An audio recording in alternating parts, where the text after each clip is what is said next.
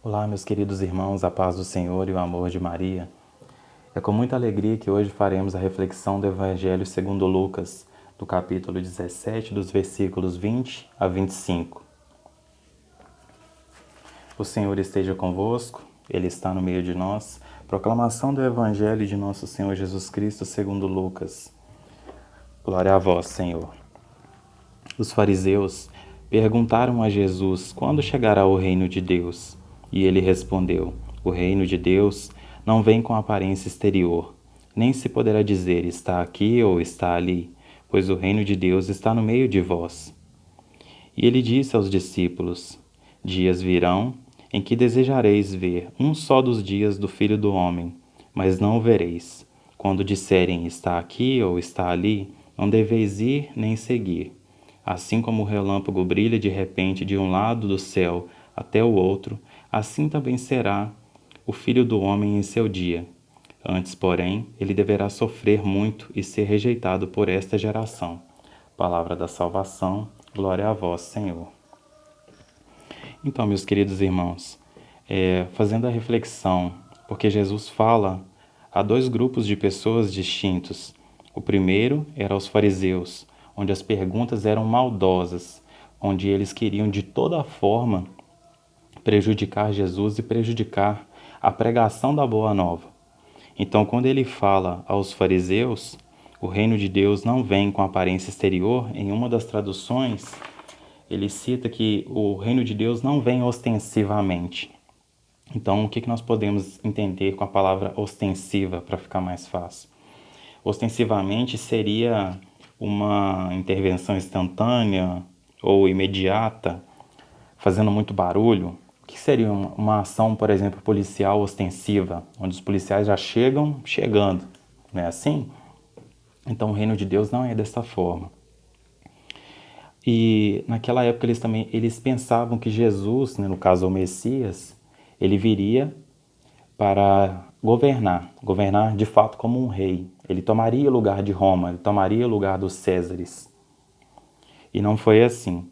Mas quando ele fala aos discípulos, ele já remete a toda a vida espiritual, porque o reino de Deus, para você entender aonde ele está, como chegar nele, você tem que ver com os olhos da fé. E era isso que os fariseus não conseguiam entender, pela sua arrogância e soberba. Bom, quando Jesus fala aos discípulos, que ele fala que o reino de Deus está no meio de vós, ou entre vós, dentro de vós, ele fala da seguinte forma, que o reino de Deus habita em nós, que o nosso corpo é templo do Espírito Santo. Então, partindo do pressuposto que nós temos três pessoas na Santíssima Trindade, Pai, Filho e Espírito Santo, e o nosso corpo é templo do Espírito Santo, Jesus faz morada em nós.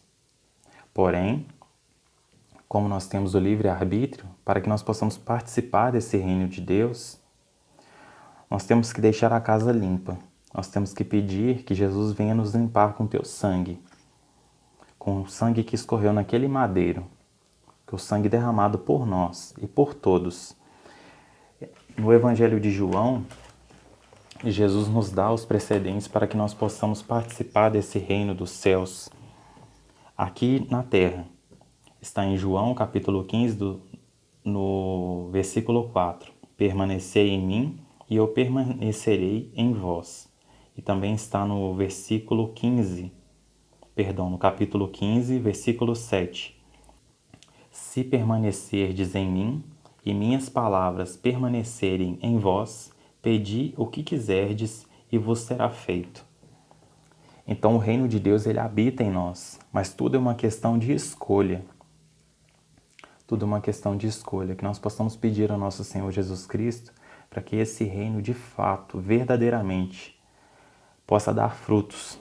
Porque nós temos vários exemplos na Igreja Católica de boas árvores que deram frutos. Porque Jesus vai dizer que para que dê muito fruto, tem que permanecer nele. Está no versículo 5 em diante. Eu sou a videira e vós sois os ramos. Aquele que permanece em mim, como eu nele, esse sim dá muito fruto, pois sem mim nada podeis fazer. E então que nós possamos pedir a nosso Senhor Jesus Cristo esta graça, que nós possamos ser esse ramo que dê muito fruto. Nós temos bons exemplos na Igreja Católica, mais de 20 mil santos canonizados, árvores que deram bons frutos, que verdadeiramente deixaram que Jesus vivesse no interior deles, viveram para Cristo.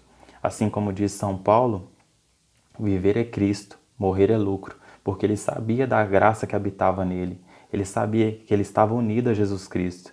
Será que se hoje acontecesse alguma coisa comigo, eu teria esse mesmo pensamento de Paulo, teria essa mesma convicção que se eu morresse hoje, para mim seria lucro, porque eu encontraria o meu Criador, pois eu estou puro, eu estou vivendo na graça. Então que nós possamos pegar o exemplo de Paulo e nós possamos imprimir essas palavras de Jesus no Evangelho de João também em nosso coração, porque também neste Evangelho de Lucas, ele fala a respeito da parousia, da segunda vinda de Cristo. Então que nós possamos, nossos irmãos, estarmos preparados para a segunda vinda, pois Jesus já habita em nós. E se eu já participo do reino nesta vida terrena, morrer é lucro. Fiquem com Deus. Salve Maria.